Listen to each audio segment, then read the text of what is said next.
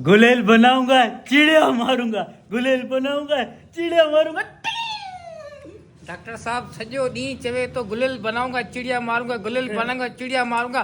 मथो खाई वियो आहे डॉक्टर साहब, इनजो को इलाज करायो त इनजी शादी करायूं। गुलेल बनाऊंगा चिड़िया मारूंगा। न्यूरोप्लास्टिसिटी यानी कि दिमाग के जी मोड़जे थी मोड़जे।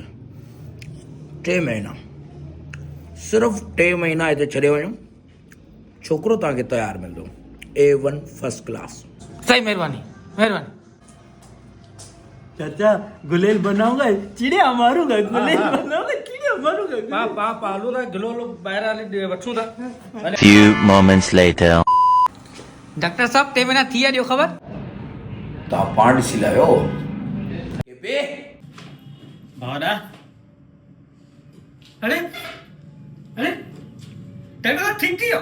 अरे डॉक्टर साहब ठीक थी थियो? अरे वाह वाह। नमूनो ॾिसंदे भाउ खे ॿुधाए हाणे तूं छा कंदे? डॉक्टर साहब हाणे पंहिंजो कारोबार लॻाईंदुसि। पोइ छा कंदे? डॉक्टर साहब कारोबार लॻाइण खां पोयां ऐं हिकिड़ो सुठो रिश्तो ॻोल्हींदुसि ऐं शादी कंदुसि। पोइ डॉक्टर साहब शादी करण खां पोयां ज़ाहिर आहे मुंहिंजा नंढड़ा नंढड़ा ॿार थींदा। वाह वाह ज़बरदस्त।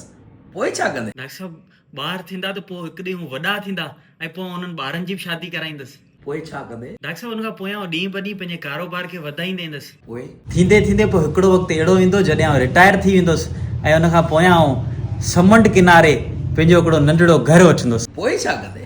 डॉक्टर साहब पोइ समुंड किनारे आउं वेठो हूंदुसि ऐं उन खां पोयां समुंड ते हीअं बाज़ पियो उॾंदा, चिड़िया पियो उॾंदियूं।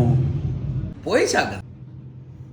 डॉक्टर साहब पोइ समुंड किनारे गुलेल बनाऊंगा और चिड़िया मारूंगा।